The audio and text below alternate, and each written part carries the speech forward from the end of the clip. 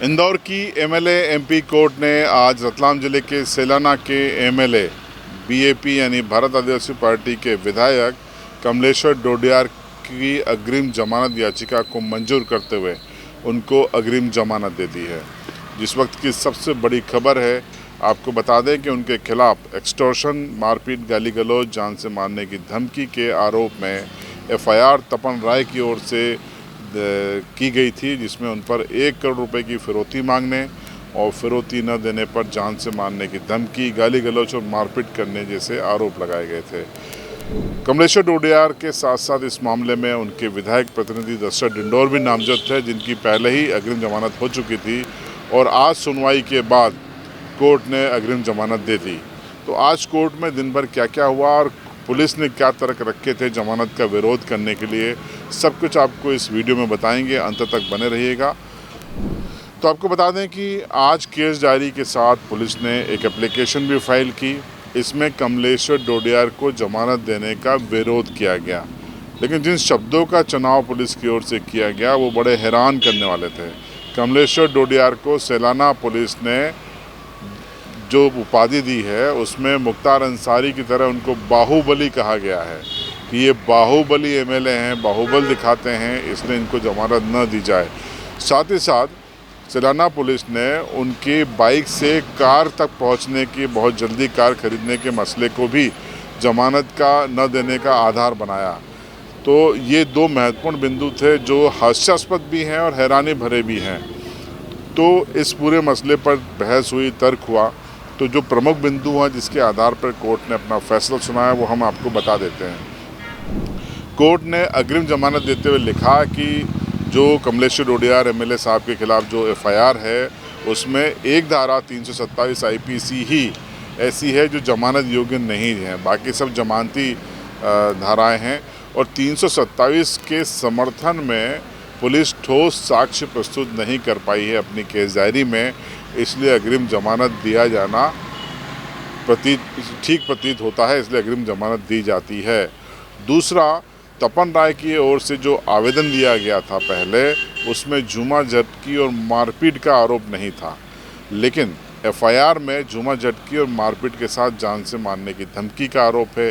तो ये दोनों का जो अंतर है ये भी पूरे मामले को संदिग्ध बनाता है, इसलिए इसका लाभ भी कमलेश्वर डोडियार को यहाँ पर मिला है अग्रिम जमानत में। इसके अलावा पुलिस ने यहाँ पे कॉल डिटेल प्रस्तुत की थी तपन राय और कमलेश्वर डोडियार के बीच की, लेकिन पुलिस वहाँ पर कोई सबूत, ऑडियो टैप प्रस्तुत नहीं कर पाई, कोई वीडियो प्रस्तुत नहीं कर पाई। कॉल डिटेल से इस बात की पुष्टि कैसे होगी कि यहाँ पर इस तरीके का कन्वर्सेशन हुआ था? सिर्फ कॉल डिटेल आधार नहीं हो सकता, इसलिए भी जमानत, अग्रिम जमानत कमलेश्वर डोडियार एमएलए को मिली है। सलूक कर रहे हैं और माननीय विधायक कमलेश्वर डोडियार जी ने इस मामले को विधानसभा में भी उठाया, भास्कर लाक्षाकार कलेक्टर को भी दिया, एसपी राहुल कुमार लोढ़ा को भी दिया पत्र, माननीय मुख्यमंत्री जी को भी दिए पत्र, लेकिन प्रशासन ने कोई कार्रवाई नहीं की। फिर दिनांक 23/2/2024 को जब कमलेश्वर डोडियार वहाँ से गुजर रहे थे तो ग्रामीणों ने कमलेश्वर डोडियार जी को घेर लिया और कहा कि अवैध काम कर रहा है, आप चलिए। तो बाहर जाके कुर्सी पर बैठ गए और जब कुर्सी पर बैठे तो लोगों ने वहाँ जाके इंस्पेक्शन किया तो अंदर ये पाया कि तपन राय दवा दुकान की आड़ में, माँ मेडिकल स्टोर की आड़ में, वहाँ पर अवैध क्लिनिक चला रहा है। वहाँ बेड के स्ट्रेचर पाए गए, तो आप सबने भी देखे होंगे, सोशल मीडिया पे भी चला। और वहाँ अवैध गर्भपात हो रहा है, बॉटल्स पड़ी, इंजेक्शंस पड़े। और डॉक्टर हिमांशु राय बीएमओ जो बाजना के थे वो भी थे, जितेंद्र रायकवार भी थे, और विधायक जी ने उसी समय लिख के दिया था कि मैं यहाँ पर बैठा हूँ, मेरी जान को खतरा है, क्योंकि वो माफिया है। तपन राय अभी उसके फेसबुक आईडी पे चल रहा है रिवॉल्वर रख के और पैसे की गड्डी रख के, 500 और एप्पल का मोबाइल रख के व्हाट्सएप पे डाल रहा है। तो उसके बाद हथियार कहाँ से आए? और वो हथियारों की कहीं तस्करी में तो नहीं लिप्त है इस अंचल में, झाबुआ, अलीराजपुर और रतलाम अंचल में कहीं उसके तार जो है हथियारों के शोधनों से नहीं जुड़े? इस पर पुलिस विवेचना नहीं कर रही, जांच नहीं कर रही। और हमारी स्पष्ट मांग थी कि पूरे घटनाक्रम, जब आप 1 करोड़ रुपए का आरोप लगा रहा है कोई व्यक्ति, उसको भी न्याय मांगने का अधिकार है। तो आप इस पूरे मामले घटनाक्रम की एडीजी सीआईडी से एसआईटी बना के जांच करा लीजिए। माननीय न्यायालय ने जो हमने आपके सामने तथ्य रखे, माननीय न्यायालय के समक्ष भी इसी लिहाजे में बात की गई और इनने बोला कि कमलेश्वर डोडियार एक बाहुबली विधायक है।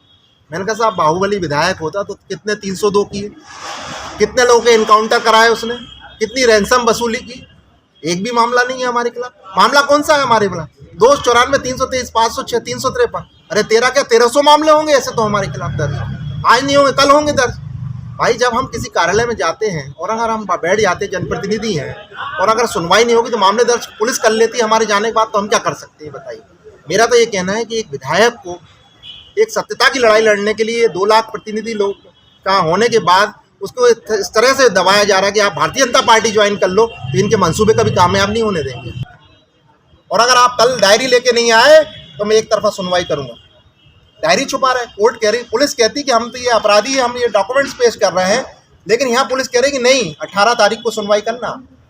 कोर्ट ने कहा कि हम तारीख हम तय करेंगे, थाना प्रभारी तय नहीं करेंगे। ये सब चीज़ें ऑर्डर शीट पे आई हैं और ये एक रूलिंग बन गई पूरे मध्य प्रदेश के लिए और पूरे देश के विधायक सांसदों के लिए कि किस तरह से पुलिस प्रशासन, कोई भी सत्ताधारी पार्टी हो, वो ये प्रताड़ित करने की कोशिश करती है कि विधायक हमारे हिसाब से चले, और जो कार्यपालिका है वो इस समय हावी है पूरे सिस्टम पे, वो जैसा चाह रहे वैसा हो रहा है। तो कोर्ट ने कहा कि ज़्यादातर जमानती धाराओं में अपराध चल रहे हैं, इसलिए जमानत देना बनता है। दूसरा, वो जनप्रतिनिधि हैं।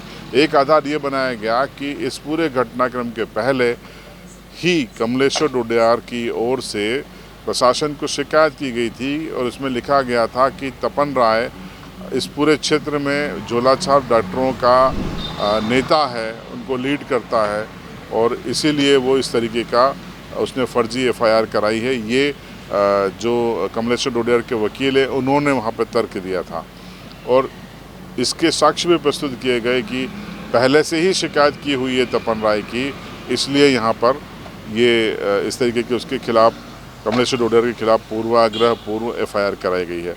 तो ये तमाम तर्क वहाँ पे दिए गए और इन तर्कों के समर्थन में इन तर्कों से संतुष्ट हुआ विशेष न्यायालय और उसके बाद उनको अग्रिम जमानत दे दी गई है। शर्त लगाई गई है कि वो बगैर न्यायालय से पूछे विदेश नहीं जाएंगे।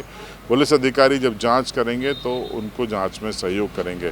जो आमतौर पर शर्तें होती हैं, 50,000 के मुचलके पर उनको ये अग्रिम जमानत दी गई है।